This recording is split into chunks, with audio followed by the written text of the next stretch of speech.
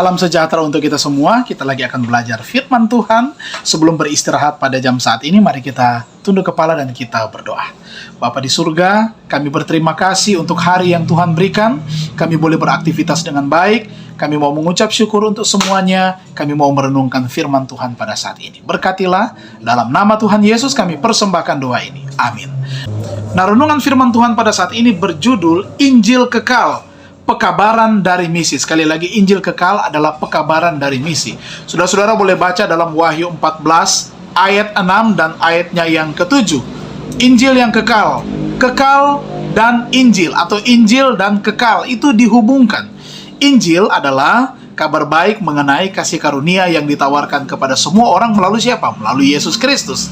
Yesus Kristus datang ke dalam dunia ini untuk menunjukkan kepada kita kasih karunia dan juga kebenaran. Nah, Yesus menghidupkan kehidupan yang tidak berdosa dan mati di kayu salib sebagai korban pengganti untuk menanggung hukuman dosa-dosa kita. Yesus bangkit dari antara orang mati, dia terangkat ke surga. Kemudian ditinggikan oleh Bapa, dan saat ini Yesus mengantarai untuk kepentingan kita di bait suci surgawi. Dan Yesus akan segera memenuhi janji terbesarnya, di mana dia akan kembali dalam keagungan dan kemuliaan, dan puncaknya sesudah masa 1000 tahun akan mendirikan kerajaan Allah di bumi ini. Nah, hal-hal inilah yang merupakan kebenaran yang sangat penting dari Injil yang kekal itu. Pekabaran ini kekal sangatlah jelas. Hanya ada satu Injil yang dapat menyelamatkan kita, dan itu akan tetap sama sampai misi Allah itu benar-benar diselesaikan. Tidak akan pernah ada Injil yang lain. Ajaran-ajaran dan doktrin-doktrin yang palsu akan selalu muncul dan berlalu. Tetapi pekabaran keselamatan, Injil yang kekal itu tidak akan berubah. Dan mereka yang percaya dan menghidupkan Injil itu dalam penurutan akan mendapatkan upahnya.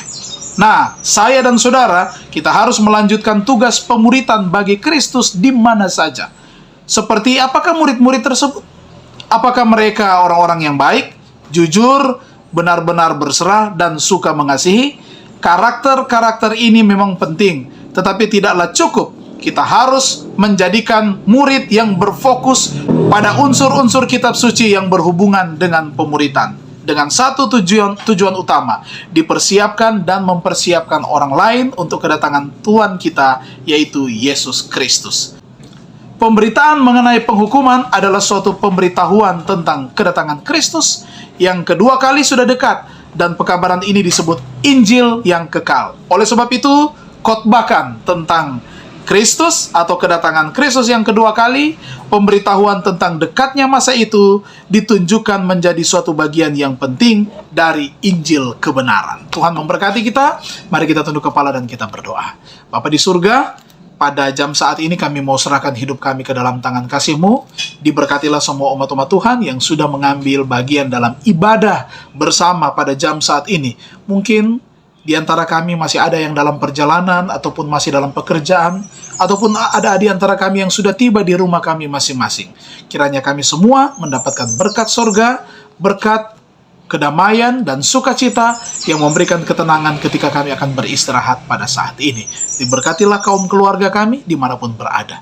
Berkat kasih Allah Bapa, dalam kasih Tuhan Yesus dan persekutuan Roh Kudus menjadi bagian kami semua. Dalam nama Tuhan Yesus kami persembahkan doa ini. Amin. Tuhan Yesus memberkati kita, dan salam sejahtera untuk kita semua.